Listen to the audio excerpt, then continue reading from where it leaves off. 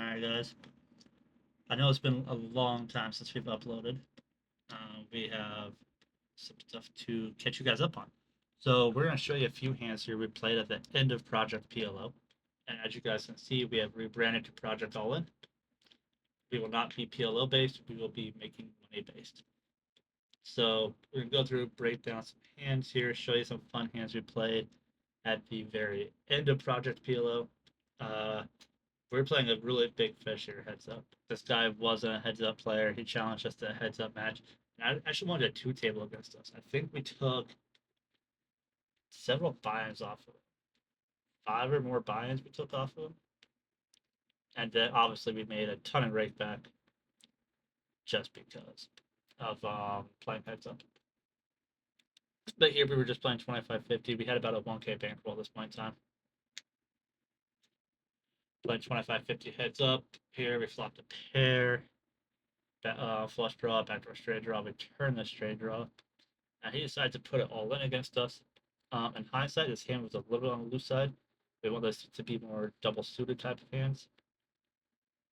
Having a single suit here makes this lean towards a full pre-flop. I was playing really tight pre-flop. As you can see from our HUD, his PFR is about 45.8. We didn't have a ton of hands on him at this point in time, but he was playing tight enough that this is a hand that we just need to fold. It did take us a little bit. We did have to think about this one. This was a rather complex situation. I really wasn't too sure what to do. Like, as you can see, I'm hovering fold. I'm hovering call. We're getting 3-1 almost, just under 3-1. We finally say, you know what? We're running it twice. We probably have enough equity. Got to get it in. Hit the flush on the first board, and bink the straight on the second board. So we take that one down. Not too bad. This is a fun one. This one's deep too. What are we? 100. This 125 big blinds effective deep. We flop middle set here. We just go for a check call. We don't want to scare him off of his flush draws. We obviously want to get values from those. When the ace comes, it's a great card. You can have a lot of ace high flush draws and stuff like that. So the plan here is to do absolutely nothing but just get in as much money here as possible. So he bets pot at us. We go about 75. Again, we don't want to scare him off, but he's going to have a lot of flush draws with ace X for nut flush draw top hands. Nut flush draws to kind of two pairs. And we get it in here against him on the turn. Basically coin flipping. And he does have a flush draw and no flush draw and two pair, like exactly what we wanted to add for what we thought he had. That being said, we're going to break down some hands here from live play in Manila. This was a while ago. But here we're playing 25, 50, 100. We're both about 10K deep. I'm not sure what's happening. I edited this video a long time ago. I'm doing the voiceover like a month and a half after editing this video. So you guys kind of have to bear with me here. It's taking longer than I thought. Not sure where the cards are. Oh yeah, I just want to this guy. So at COD, the buy-in was for 25.50 was 8K cap, but they'll let the Baccarat players come sit down with like pretty much whatever they want. So these guys are coming over with like stacks of 10K chips and buying in for 10, 20, 30, 40K and just playing absolutely chaotic. So that's what we see here. This guy does sit down with a 10K chip, just buys it for 10K. We get dealt aces just on the button. This guy does race at 300. We pop it up to 1,000. And I mean, just a fish. He's a fish. We're in position. We have aces. His hand plays itself. We want to get as much money as possible. We know he's a baccarat gambler. He's not a poker player. And these guys would come to the table and they would just dump 10, 20, 30, 40K and up and leave. And 10K is roughly 170 bucks. So they would come over at 10,000 peso chips, dump them, and then go back to playing baccarat. And everybody just kind of let it happen because they were free money. So the players didn't complain, the staff didn't complain. Everybody's kind of let it happen here. And as his hand continues, we will see what happens next. Okay, so he calls us. Pretty, not too out of line. Pretty standard spot still, I'd say. Um, so at this point, I'm gonna start thinking about his ranges. But again, it's hard to put this type of guy in a range. This guy's gonna have 8-5 suited, 7-5 suited, 10-8 suited, any suited ace, any suited king. He's one of those types of players. We played several times with this guy.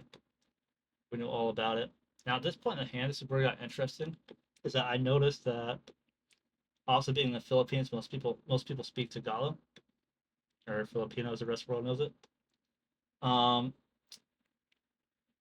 and he was talking quite a bit.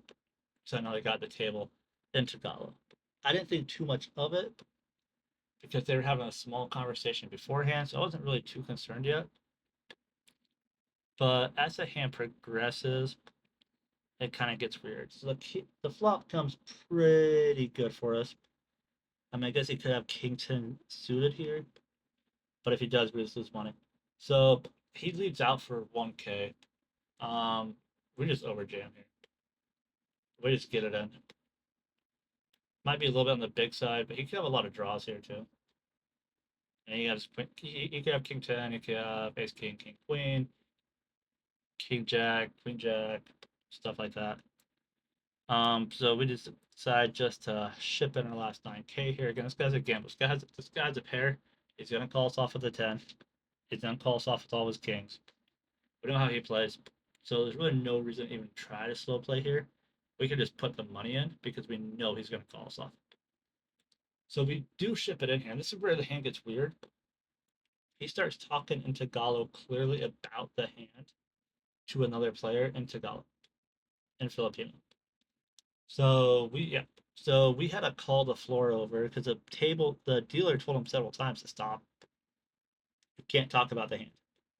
You can't talk about the hand, especially with another player while you're in the hand in a different language than what the other person plays. So we called the floor over and they're like, hey, there's something on the table. He's English speaking. If you're in the hand, you've had to talk English. If you're not in the hand, you can speak as much Tagalog, Bisaya, or whatever as you want. But if you're in the hand, it's going to have to be English because we had several English speaking players at the table. And in the Philippines, that's one of their national two languages is Tagalog and English. Bisaya, which is a dialect of Tagalog, actually is a national language. So he gets all mad, goes back and forth with the floor, and finally gives in. I says, fine, fine, I will speak English. And he still calls us. He calls our jam. So pretty much everything misses. If you had King 10, the board does run out of pair. He's kind of reluctant to show his hand. Obviously, he doesn't have to. We were the last aggressor. So we do turn over aces. Anybody can guess his hand in the comments. Here's your time to do it. I was mind boggled. I was shocked on what this guy had. Because I was like, yeah, this guy's got to have at least like ace king, king queen, king 10 maybe. You could have pocket 10s, maybe pocket 5s. Something weird like that. Queens and jacks. They just didn't believe I had a king or better. But he does runs out 2-2. Everything misses. And he shows Jack 7 of hearts. So we win a $340 pot with aces for Jack 7 suited on a King 10 4 board. I guess he did have a backdoor flush and a backdoor straight draw, but those obviously all whiffed, and we take down a nice 20,000 peso pot. And I think he got mad and went back to Baccarat after this hand. He was like furious that he wasn't allowed to talk about his hand in Tagalog. It was really weird, and that's one of the reasons I play. I don't play the poker clubs here. When I play live, I just play at the casinos because you're going to have a little bit more regulation and a little bit more support from the floor and more consistent callings. Because I have noticed some almost light play type collusion stuff going on at some of the live games we've been playing. They seem to target foreigners. Obviously, being white in the Philippines, I stand out. And yeah, so he does get out of the way. This hand, I do not remember this hand. We do have American Pro, and then this guy is 100% not a pro. This guy was a big fish. He was playing too much. We straddle to 100, and we get 2 callers. And I believe we just check it. Okay, yeah, we have ace two suited. I think we just checked here. Maybe we. I don't remember. This is gonna be a mystery for all of us. I think I actually raised because I should be raising this hand. And the other guy is an American pro. Ended up being a good friend of ours. That we spent quite a bit of time playing with live, and just talked to him for a while. I'm not sure where he's at right now. I think he's back to the U.S. But I should have made this part shorter. The other guy was a giant fish. He had a lot of money, but he was not a good poker player. Mm. It dawned on me. I remember this hand. This hand just a good hand. It just works out well for us. It doesn't work out well for us, but we make a good we make a good play in this hand. Yeah, so we raised to 600 and we get two callers. Pretty crazy. So they both limp and then they both call 600. So we're like, all right, looks like we got some action here. And we did. I do have this down as 25, 50, 100 because a lot of these games you could get almost the entire table to do straddles, if not the entire tables. Sometimes you get the old guy, the old nitty guy that sits there all day and refuses to play a hand. He wouldn't straddle, but majority of the time you could get most of the people to agree to do straddles. And like if you have one guy's not doing it, like he's printing EV, but he's also not playing hands, so whatever. It's not as annoying that he must be that one different person. And so the flop comes king 2-2 here. We lead out for 1,000. We're the pre-flop aggressor. But we lead out for 1,000, and we get two callers. They both call us. At this point, we're pretty happy, right? Nobody has pocket kings here. King two really shouldn't be in their range. There's zero combinations of king two suited left. So they'd have to have king two offsuit that they called limped with and then called 600 with. I don't think the American Pro has it. The other guy, I guess, could, but I think they both just are going to have kings and then some middling pocket pairs, six through jack, six through tens, something like that. Fours through eights, some weird shit like that. And so we lead out for 1,000 here. We get two colors. It's not the worst thing in the world. And the turn card is coming up here shortly. And we're supposed to be working with Project All In. You guys are going to see that. I'm not sure what's going to happen with that. We're supposed to be working with Project All In here. We're going to leave them in the video. We'll see what happens. The turn is it's four of spades, so it does bring in a backward flush draw. And we would go ahead and bet 2,500 here. Instantly, snap. Snap, get two colors. Instantly. Okay. Well, like, at this point, I'm thinking they both have King X, right? Like, it doesn't leave much that they can't have. They have to have King X here. I mean, we know at least one of them does, but there's a chance that both of them have King X. And I'm just counting my chips. I'm probably going to have 30K plus in my stack by time this hand's over because we are playing 10K effective here. I think I was deeper than 10K. I think the American Pro is deeper than 10K, and the other guy kept adding on up to 10K. And he was actually running relatively well. He was terrible. He just kept winning with like 3-5s and stuff like that. And then we hit the river. The river comes to King of Diamonds. So the backdoor flush misses. We're now on a board with Ace 2 of Hearts, and we're on a board of King King 4-2-2. We check it. The non-pro jams for remaining 5.9K. The other American Pro calls, and we're really in a blender here. The question is like, with two of them, like at least one guy has to have a king here, right? Like, we have nothing at this point. We have bottom full house. Any king beats us, and pocket fours beat us. What are we beating here against two other players? It's really interesting. We have 4.1K invested, 3.1K, 4.1K invested. It's just a really, really weird spot. So I'm not sure what to do here. And I think about it for a second. I'm not happy with life. And I come to the conclusion somebody just has to have okay. Like with two guys in, that are willing to stack off and put in the last of their money. Somebody just has to have a king here. So after some deliberation and thinking about it and hating life and how bad I was running pretty bad this day too. Yeah, there you go. I sigh, show my two, and we fold. And lo and behold, yeah, they both turn over pocket kings. Correct. Okay, correction. After they both turn over pocket kings, no. I meant as they both end up having a king for a river better full house. Which kind of sucks, but I mean, I think we played our hand pretty spot on. We bet when we were ahead for value, and then when we were clearly beat, we folded, got out of the way. It sucks that we couldn't scoop this what would have been probably a 30K pot. But I remember this night correctly. I think we were running pretty bad. I think we got lucky just to come out a couple thousand ahead that night. It was just one of those nights where we just couldn't win pot. You know, those things kind of happen. Or those nights happen. So it sucks, but it is what it is. But we have some exciting news. I know it's been a while.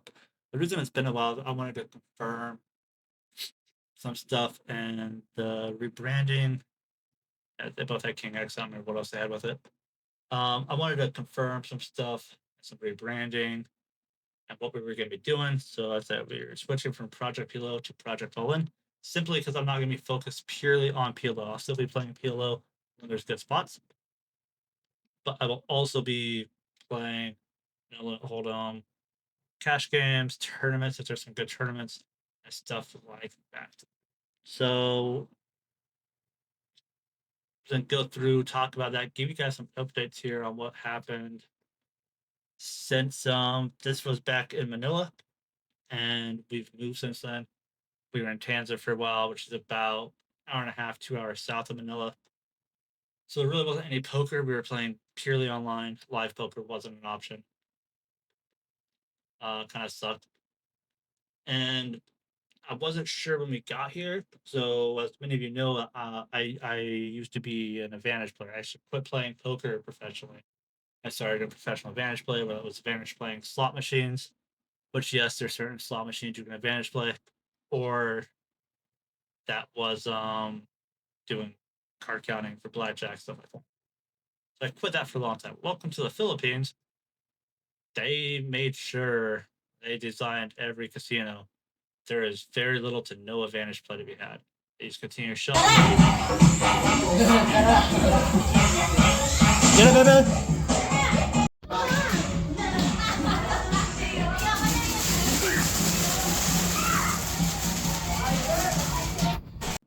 Sorry, there's just some. I'm going to show you guys some footage as I talk to you. Some footage from Manila. So that was celebration of believe that was New Year's Eve. They do New Year's Eve and Christmas kind of crazy over here. Christmas, everybody stays up till midnight the night before Christmas, and you celebrate Christmas as soon as it's the 25th. Stay up until midnight, and you celebrate Christmas as soon as it hits.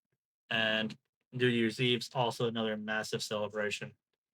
You get together early before midnight, obviously. Play games, all that stuff, and then when New Year's comes, they it's literally make as much noise as possible. People have like kazoos, horns, everybody's honking, revving their engines up. Everybody took the mufflers off their motorcycle, stuff like that. Here's some pictures of Okada, one of the casinos in Manila. Okada's poker room's actually owned by PokerStars, which is weird because due to licensing reasons, you can't play on PokerStars in the Philippines, but you can play on GG, but you can't play on PokerStars. So it's really weird how they do it. But Okada's poker room is actually owned by PokerStars. It's a very nice room. The games were subpar. They were really nitty. I played a couple sessions there, and I did get some with some Korean kids who were really loose and really action heavy and just did not want to fold their hands. So that's always fantastic. But overall, Okada wasn't great, but it was a really nice casino. And I think they're like a Michelin 5-star rated when it comes to hotel and casino stuff like that. So COD is a really nice place. The games just weren't great. When it comes to AP, they probably had the most slot AP you could do, but it wasn't worth enough machines to spend the money to get a grab to go there and check them. And the machines they did have, a lot of them were being camped by people. Like you would have got like 5 or 6 guys sitting around a machine, smoking, drinking beer, and trying to like usher people over to play that machine, hoping that they would play it and then leave it in an advantage state, which is not the type of AP. If you become a slot AP player, don't be that kind of AP player. This is now pictures of City of Dreams. It's kind of cut off here. City of Dreams. This is where I spent most of my time when I was in Manila. This was by far my favorite poker room playout. Um, Smaller poker room, not as nice of a poker room, but the games were better. The games were significantly better. During the week, you could get 25, 50, 50, 100, 100, 200 run. On the weekends, you could get 200, 400, 500, 1K. I even think I saw during the APT, I think I saw they had like 1K, 2K, and maybe like 5K, 10K running. This is one of the happiest days of my life. This is the first ultrasound. So this happened in Manila. First ultrasound for our son, who turned 3 months old yesterday. It's now October 4th. So he turned 3 months old yesterday. So that was super exciting. And which is a crazy moment in life. There's nothing compares to when you find out that you're having your first child. Obviously here he kind of looked like a little monkey in there. But and this was just her very first ultrasound to confirm she was pregnant and everything was good. So I didn't know I was having a son yet, and I would have to wait several months to figure that out, and just hope as much as I could every day that I was going to be having a son. I would have been fine with a daughter, but what dad doesn't want a son, you know? So this was good times, good memories. These are just kind of some of the things we did in Manila that happened pre YouTube series, but I thought you guys might enjoy being included in. Kind of having. So this happened. It was super super exciting. Let's see. We got some more stuff coming up here to adjust this a little bit. Maybe I just ramble through it. Who knows? Yeah, but this is obviously a great time. Son is 3 months old now. 3 months and 1 day. Big, healthy, happy baby. Eats a ton. And they don't think he's huge over here because being half American, obviously, he's bigger than a traditional Filipino baby would be. And so in the hospital, they tested him like the day he was born to see if he was diabetic because he was so big compared to their standards. Like their standards is almost preemie size here. Another one of the happiest days of my life is when my wife got married. So, um, from the left, lady in the blue was the lady who did the marriage.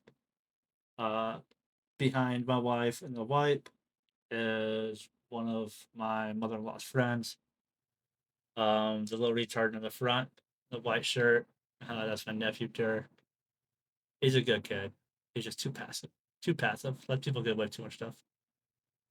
And then in the back in the green, one of my mother-in-law's friends, and in the plaid in the back above my left shoulder is my mother-in-law. So it was a good time going out, getting married, everyone had some good food. Was a good time. It was a long day, but definitely worth it. Finally found a good woman, got all that stuff knocked out. And weddings over here, you can have a big crazy wedding if you want to. But this was 30,000 pesos alone. So what was it? 10,000 pesos, about $170. So 244, almost over $400 for this. Like, kind of crazy. Literally go into the office, sign some paperwork, and then get married. It's cost us almost over $400. And that's not to mention, we had to take a grab there to get there. It took about an hour. each way. Of course, we went out and ate afterwards and everything. So then I'd buy my wife her dress and all that kind of stuff too. So yeah, it was definitely a pricey endeavor, at least by Philippine standard.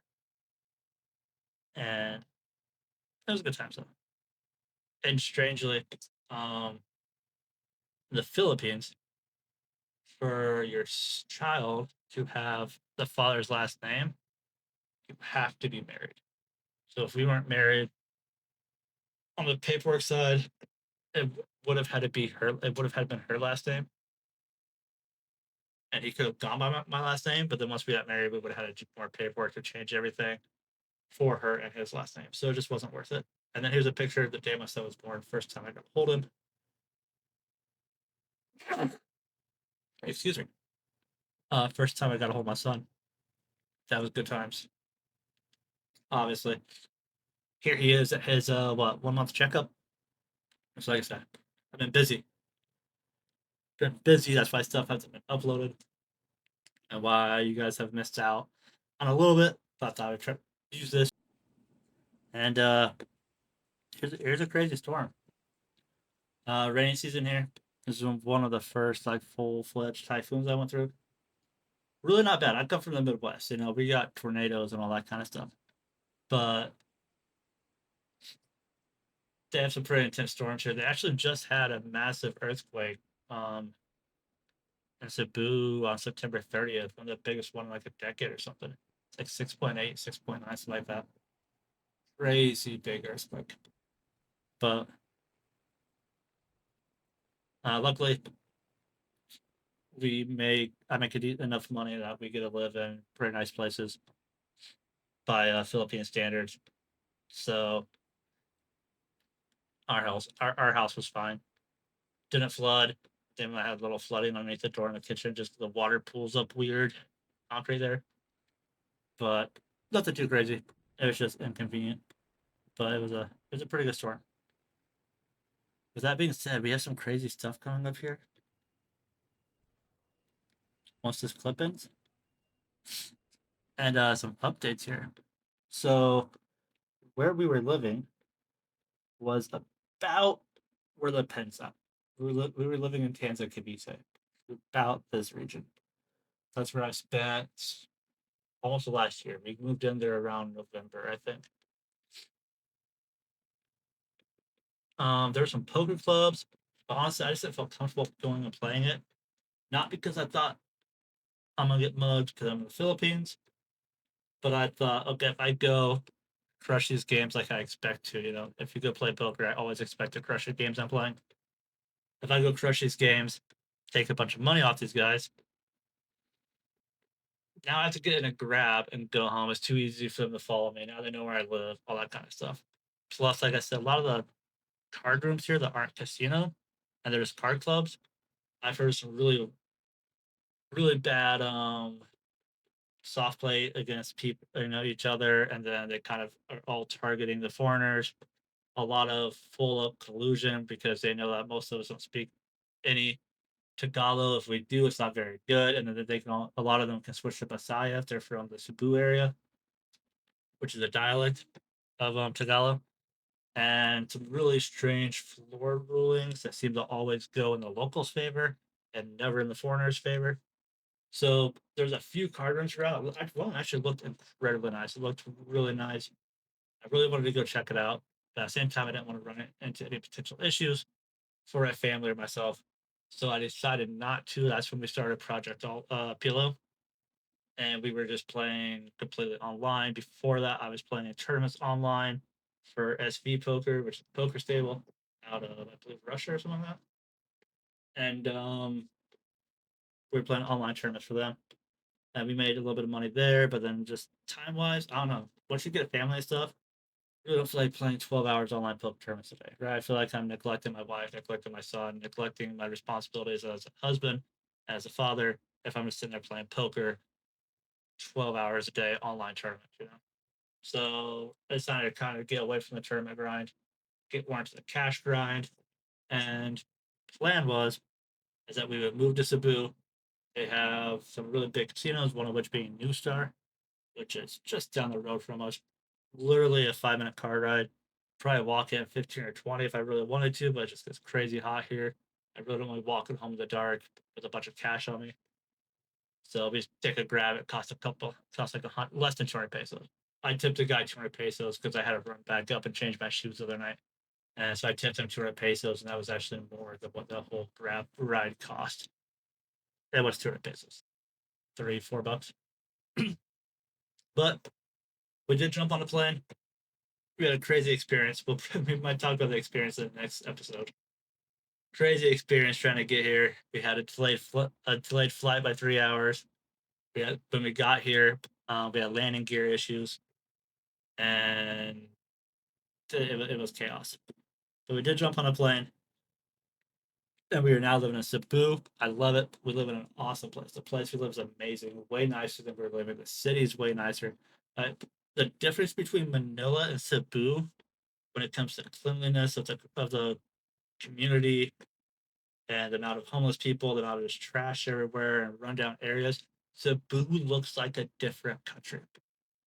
The quality of life difference is significant. Like we are living in a more upscale area than we were in Kansas, but even when we lived actually in Manila and we were living in some nice lofts in Manila and some nice condos there, we were still surrounded by extreme poverty in some areas. Cebu still has poverty. Every country has poverty. Now you can go to some of the nicest places in the U.S. and you're gonna run into poverty. But just in general, the cleanliness, the streets, even in the more impoverished areas, even those areas are more cleaned up and taken care of, and everything just seems significantly nicer down here. We've only been here a couple days. This is our fourth day here. So far, loving every bit of it. Super nice. A lot more people down here speak better English. There's a lot more tourists that come to this area because of the beaches. You can go swim with whale sharks. We look out one window, we can see the ocean. We look the other way, and we can see mountains. So it's a really cool area. So a lot of tourists come here. Manila has one of the worst rated airports in the world. Cebu has a very, very nice, very modern airport. So night and day difference. Uh, Happy to be here. When we came here, I really thought New Star from all the research I did months of research online about slot advantage play and stuff that New Star would have. I really, really, really thought they would have some. They they just don't. It just doesn't exist. I spent all day there yesterday. There's one other casino I could go check. I don't think it's gonna be much better. It really looks like down here they went out of their way to make sure that their casinos are as unbeatable as possible. And I know that earthquake knocked off a bunch of their machines. Probably half their machines weren't working at New Star yesterday. So that's something we have to kind of take into consideration as well. Because they just had a massive earthquake, all kinds of stuff's messed up. This is showing all the poker rooms here. There's so many poker rooms. But if you look down the bottom left, you can see in pink letters New Star Resort and Casino. This place is massive. That's where we're going to be playing for at least the next 3 months, unless I find slot advantage play at Waterfront Casino, which is kind of last resort. But here's New Star. It doesn't even look like that anymore. They've added several more towers to it and everything since then. They're adding more towers to it. They just can't add onto it and build onto it fast enough. So it does look like that somewhat, but then imagine a bunch more towers being added around it because they just cannot build it up fast enough.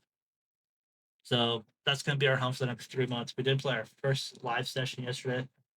They have a thing. I think this is Waterfront, I believe. At New Star, they have a promo. The first night, they open their poker room at 3. The first 9 people that show up, if you show up and you're one of the first 9 people, you play for 2 hours, you get 500 pesos for free. Which isn't a lot, but it's basically rake back. Is the way I look at it. That 500 pesos are rake back. Just show up, we one of the first people. We showed up yesterday, we played it. I don't even know what casino this is the picture of. Casino Espanol de Cebu, which I find out isn't a casino. It's just like a really nice conference hall and stuff. But it's kind of updates for now. But yeah, no. But I showed yesterday. I played my first session at New Star. It was 25.50. I bought it for 7K. I think it's all the cash I had on me at the time. They allow up to like a 20K buy, which is kind of crazy. Bought it for 7K and played. Got my free 500 pesos. They maybe get a player's card, give me a 500 peso match bet card. So that matches your bet up to 500 pesos, but you have to bet 500 pesos. So I basically got to do that for free. So we played hand of blackjack. I bet actually risked 700 pesos of my own money, 500 for the match bet, and I put 100 pesos on each side bet. Hit one of the side bets for 500. Got deal a king and a queen for a 20. Dealer had a 4 showing, ended up pulling 19. Won that. And then we bought in for 7K into the poker game. Ended up cashing out 21.9K. Pretty outstanding for about 3 hours of play. I think we're probably about 15 to 20 hours a weekend. Obviously, like I said, priority is find a good balance. I've never really had to worry about a balance before, right? Because I always had to worry about just making money and surviving, getting by.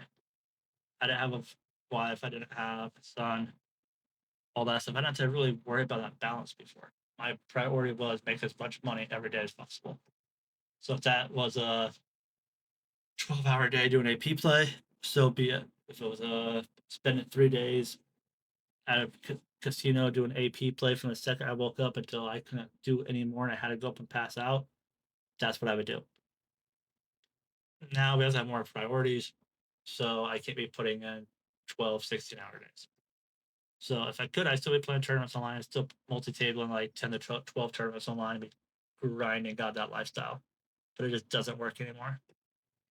So I'll be playing about 15 to 20 hours of live poker per week as a plan right now. They said I could record during tournaments. I'm gonna try to talk to them more in person. They don't want to let me record during cash games for some reason. So I'm trying to get that worked out so we can record live hands during cash games. If we get that, it'll be outstanding for the channel. If not, then we're just gonna have to keep doing hand breakdowns like we had to do with the previous ones from Manila. I'll have to figure out how to do that better. I found a way to do it. It wasn't fantastic. It wasn't great, but it does work. But then I have to remember the hands and note the hands and all that kind of stuff. And that's a good amount of work too. I would prefer just to be able to record the actual playable hands, come back and show them to you live, and then do a voiceover like this of what happened while the hand was going on. But yeah, that's about it. So we made all in all last night. I think we came home with 19K profit for $380, which isn't really bad for low stakes anyway. But if you also consider that 19K goes a lot further here in the Philippines. I think it's $378, 372, something like that. But it goes a lot further here in the Philippines than it does in the US.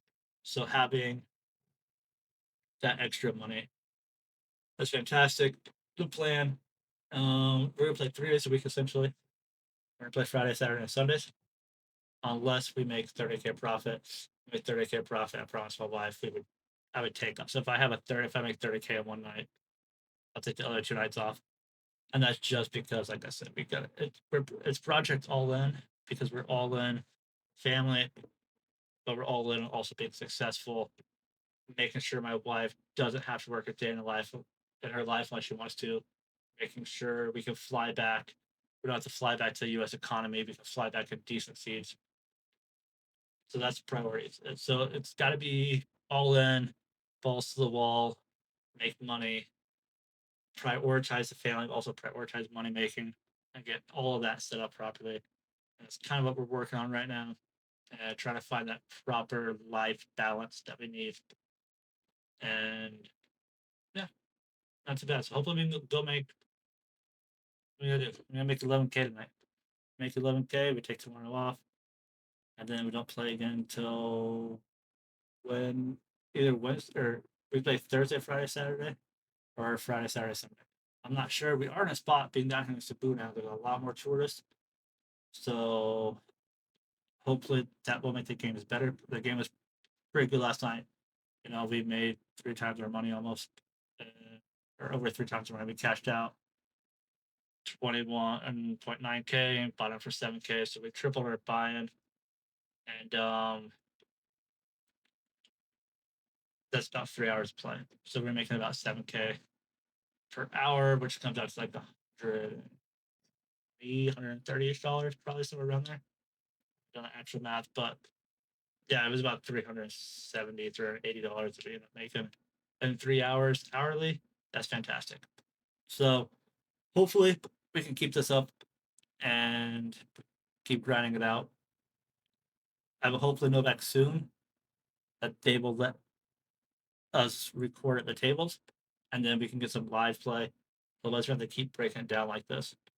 So sorry for the late videos. Sorry for the late upload, making you guys wait. I had to wait till we got to Cebu to see if I could push the channel more in a advantage play direction, or if we had to stay poker for the next year or so until we get back to the US. Right now, it's looking like it's gonna have to stay poker unless we go to waterfront casino and hotel, and they have a ton of it, a ton of APs opportunities. But I just don't think they will. From everything else I've seen in the Philippines, it seems like they put a lot of work and effort into making sure that you can't advantage play at their casinos. So, with that being said, it's gonna have to be poker. It's not. I mean, there's nothing wrong with it. New Star is very close. Very, very nice hotel. If anything, they're almost too, or very, very nice casino. If anything, I think they might went too far trying to be fancy and trying to be nice. And I think they might lose out a little bit on the quality of their game selection when it comes to even just slot machines and stuff like that. But it's very nice. Very nice chairs, very nice poker room. And we'll be close to that up until January. And then in January, we're moving further away, but we'll be closer to waterfront. So maybe we'll get some time playing at waterfront. If not, it's about a 20-minute drive to get back to New Star if we had to do that. So that being said, it's gonna be it for this episode. Thanks you guys for hanging out. I appreciate it. I missed making videos for you guys. This video's been edited and ready to go for a while. I just had to get here and get things scattered out, and expect more frequent uploads now, as I promised you guys. So we'll see you guys in a few days. Thanks. Make sure you guys subscribe, like the video, any comments below, let me know, and we'll see you on the next upload.